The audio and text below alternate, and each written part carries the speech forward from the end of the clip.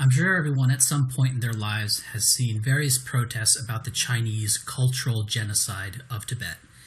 It's a popular movement, or at least was a popular movement, Free Tibet, among the people who call themselves liberals.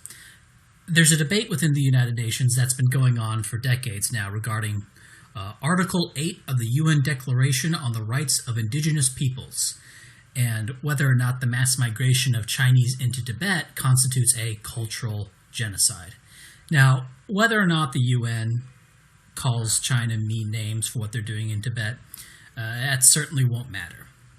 Because being called a cultural genocider by the UN won't stop the Chinese government, and no country is going to war with China over what they're doing in Tibet. But it is noteworthy to point out that nobody ever comes out and says, maybe the Tibetans are better off with all those Chinese. Ever think of that? They need to learn that the world isn't Tibetan. It's all sorts of people.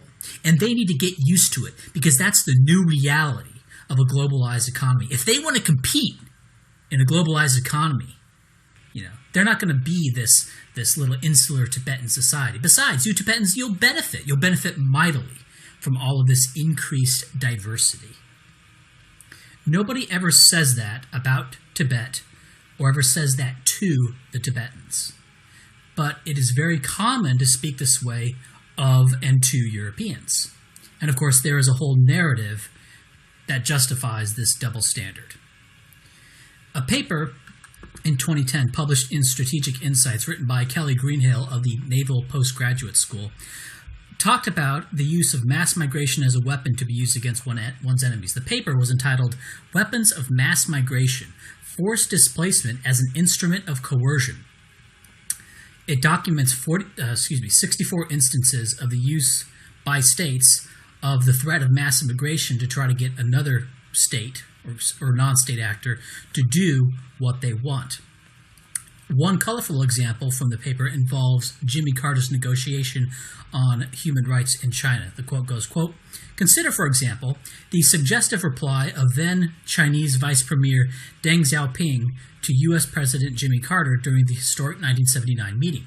After Carter asserted that the United States would not trade freely with China until its record on human rights improved and China were allowed to emigrate freely, or the Chinese were allowed to emigrate freely from China, Deng smilingly retorted, 'Okay, well then, exactly how many Chinese would you like, Mr. President?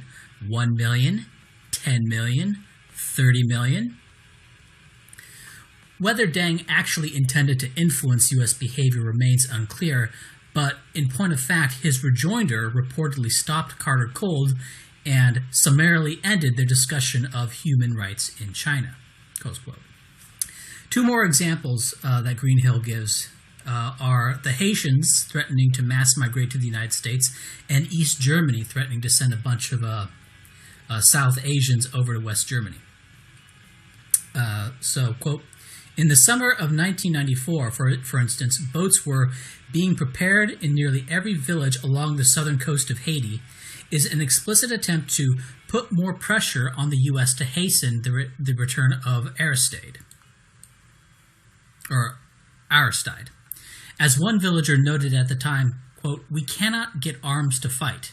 The only way we can fight is to get the Americans to keep their promises.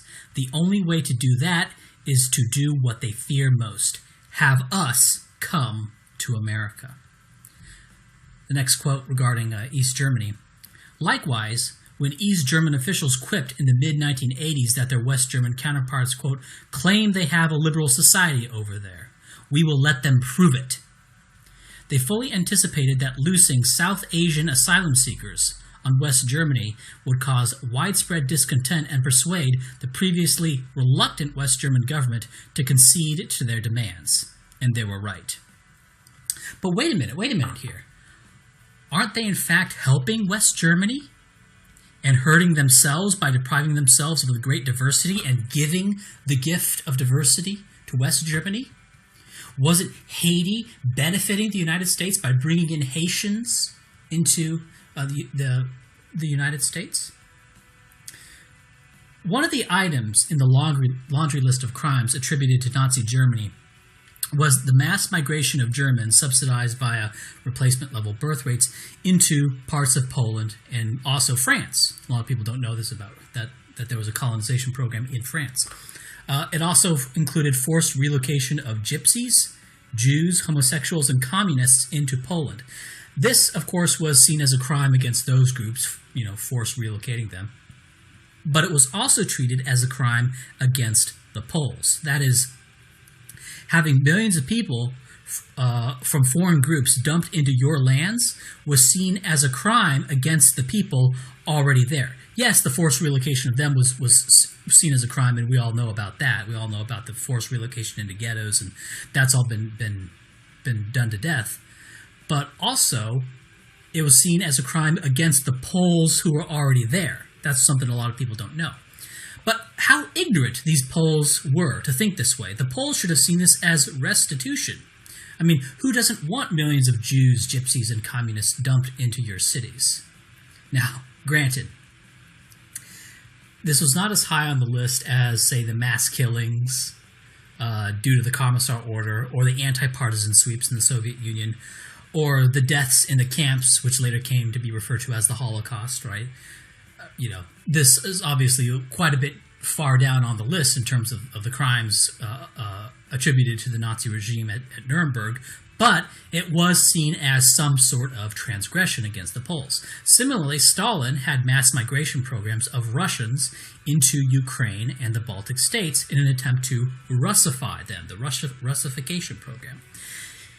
And this policy was actually used in the United States in anti-Soviet propaganda as one of the many crimes of the Soviet Union. Now, granted, this program, the Russification program, was ranked well below the gulags, okay, but it was still seen as a crime. It was still seen as a very bad thing. When white settlers traveled across the Midwestern United States, they didn't set out to kill the Amerindians there. They didn't go out in groups and try to take over or make them slaves or whatever. At least not by then. Settlers were largely indifferent to the Amerindians. But as they traveled through, they would be attacked by the Native Americans who didn't want them in, quote-unquote, their land. It seems as if the Native Americans looked at the mass migration of Europeans into their land as an aggressive, belligerent act. And they speak of it their land and their people. And when they talk to Europeans, they'll talk about the invasion of the white man. What invasion? They're just moving in and setting up farms and cities. They're not, In India, the Aryan invasion theory was, contrary to popular opinion, originally a theory about migration. Okay? It wasn't about conquest. It was originally about migration, and some people later used it to mean conquest, but it was actually just mass movement of people.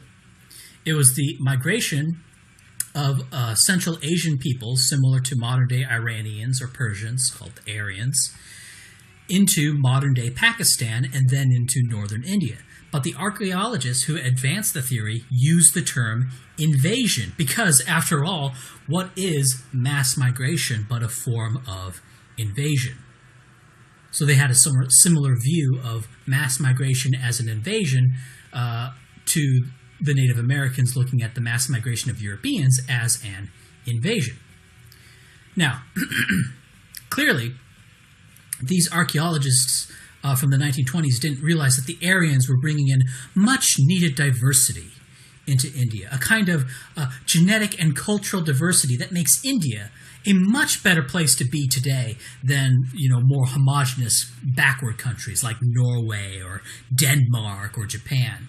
And let me tell you, when someone comes up to you and tells you that diverse India is dirty, let me remind you that Japan and Denmark, they don't even have any designated shitting streets.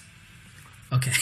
In 2010, Gaddafi threatened to make Europe another Africa, quote-unquote, by stopping border enforcement and letting loose a bunch of blacks up through Libya, up into Italy, if he did not receive 5 billion euros.